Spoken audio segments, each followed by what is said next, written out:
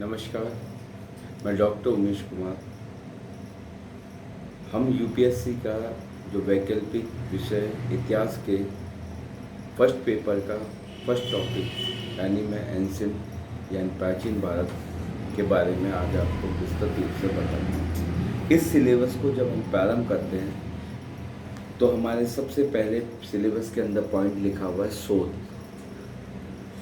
Source आपके क्या क्या रहे हैं, अभिलेखी रहे हैं, पुरातात्विक रहे हैं, सिक्के रहे हैं, किस प्रकार से आपने अपना कार्य प्रारंभ, किस प्रकार से हमें ज्ञात होता है कि हम किस प्रकार से अपने इतिहास के बारे में जान पाते हैं।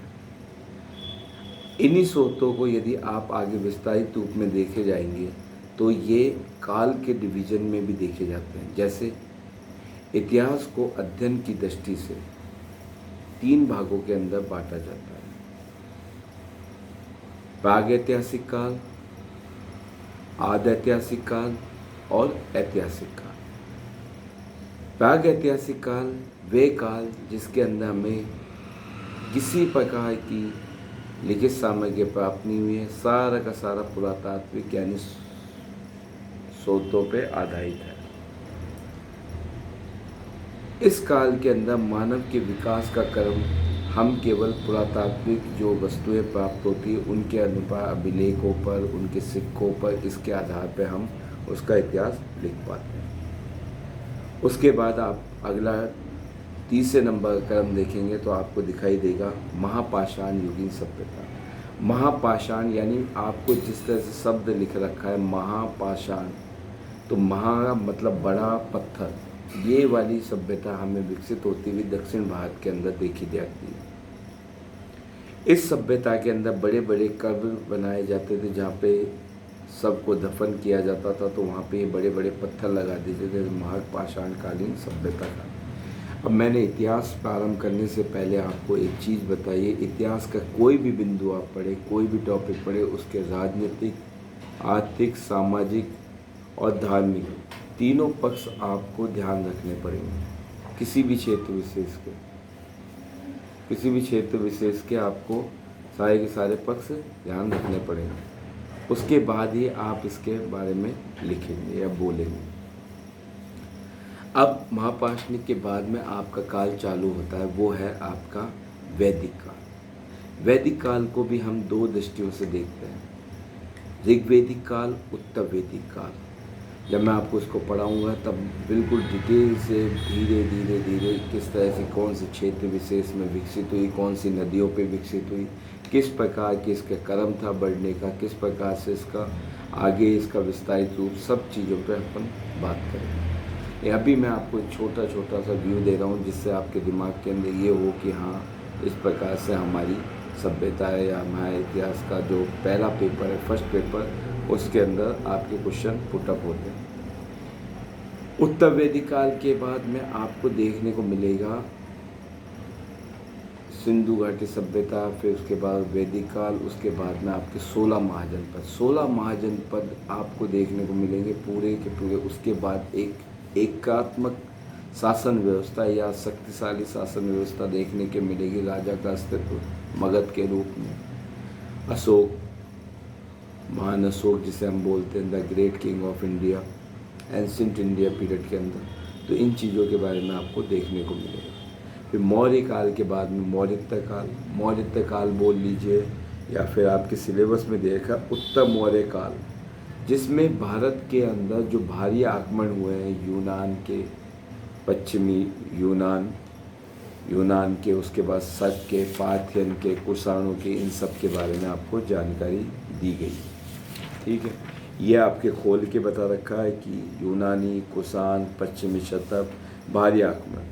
उसके बाद में भारी आक्रमण के साथ साथ आपको मौर्यत्य काल के अंदर आपको विशेष राजवंश देखने को मिलेंगे। इन राजवंशों में आपको तमिल के अंदर अलग वंश आ जाएगा, खारवेल आ जाएगा, भूमि अनुदान आ जाएगा। इस प्रकार से मौर्यत्य काल पूरा वंश हो जाता है।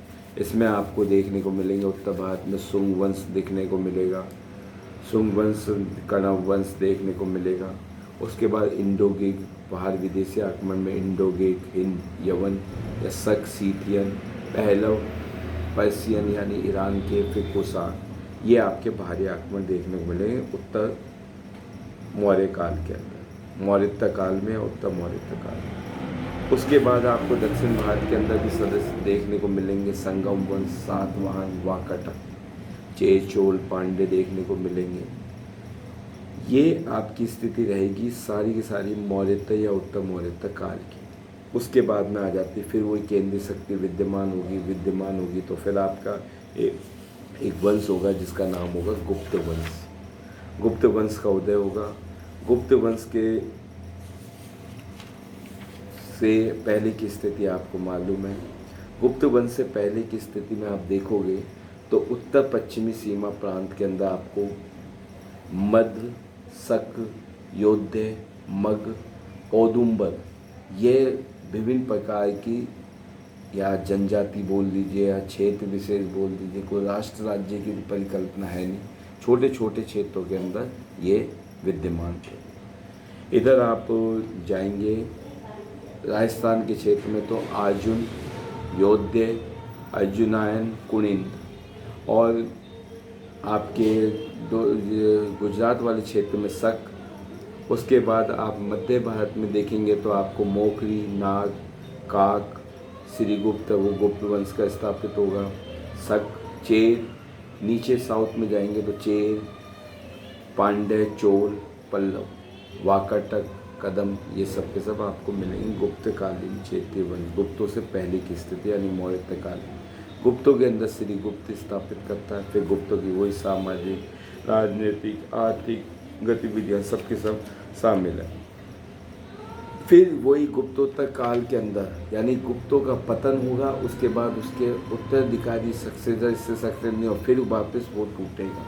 टूटने के बाद उस काल को आपके इसमें क्या रखा है, गुप्तकालीन क्षेत्रीय राज्य व्यवस्था, राज्य, या फिर आप कह सकते हो गुप्तकालीन गुप्तोत्तर काल। इसके अंदर फिर वही आपके उत्तर पश्चिम के अंदर हूण दिखेंगे, हरियाणा में पुष्यभूति वंश दिखेगा, उत्तर प्रदेश के साइड में आपको मोकरी, पंजाब बंगाल के अंदर आपको गौड़ वंश, सासांका, मालवा में यशोधर्मन का, वल्लभी, मेहतक का, दक्षिण में वाकाटक। इस प्रकार का आपको गुप्तोत्तर काल का वर्गीकरण देखने को मिलता है। उसके बाद प्रारंभिक भारतीय संस्कृति, इसके अंदर आपको बता रखा है कि किस प्रकार गुप्त काल में, मौर्य काल में किस प्रकार की स्थापत्य कला, साहित्य कला, इनमें जो परिवर्तन हो रहे हैं इन सब के बारे में आपके विवरण दिया गया है। ठीक है, अब इसके अंदर विशेष सांस्कृतिक रूप से भी दे रखा है और आपके आर्थिक रूप से भी दे रखा है।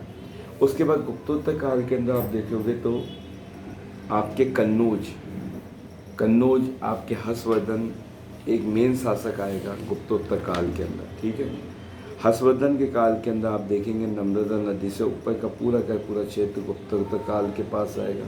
उसके बाद में फिर इनका विभाजन होना प्रारंभ होगा क्योंकि वही फिर भारत टूटेगा। कश्मीर में कारकोट वंश आ जाएगा, सांबर में वासुदेव चौहान का वंश आ जाएगा, मंडोर में पतिहार आ जाएगा, नागदा में गोहिल वंश आ जाएगा, दक्षिण में राष्ट्रकूट आ जाएंगे। इधर आप देखेंगे पंजाब मोकरी वंश आ जाएगा, अयुध वंश आ जाएगा। इस प्रकार से वर्गीकरण चलता रहेगा। अब इसके सामाजिक, आर्थिक, राजनीतिक पर इसमें अलग अलग शब्दावलियों के रूप में मैं बताऊंगा आपको। ठीक है, इस प्रकार से आपका ये फर्स्ट पेपर का फर्स्ट प्राचीन भारत खत्म होता है। उसी के बाद आपको 750 से 1200 ईस्वी तक के अंदर आपके भारी आक्रमण प्रारंभ होते हैं, जिसके अंदर आपके मध्य एशिया से आते हैं। इसमें आपके गजनबी, गौरी, गजनबी, ये सब के आक्रमण होते हैं। लास्ट के अंदर भारत के अंदर जो स्थायी रूप से स्थापना कर देता है वो हो जाता है आपके गुलाम वंश के कुतुबुद्दीन ऐबक। फिर आपके सल्तनत काल की स्थापना होती है। सल्तनत काल के पतन के साथ ही आपको मुगल काल आ जाता है। फिर क्षेत्रीय राजवंशों का उदय होगा। इस प्रकार का आपका हम देखेंगे, ये पूरा के पूरे मैं आपको करवाने का प्रयास करूँगा। आपको यदि अच्छा लगे तो आप मुझे प्रमोट कीजिए। यदि आपको मेरे से कोई किसी प्रकार की कोई त्रुटि हो तो उसके लिए आप मुझे कमेंट के अंदर बता सकते हैं। नमस्कार।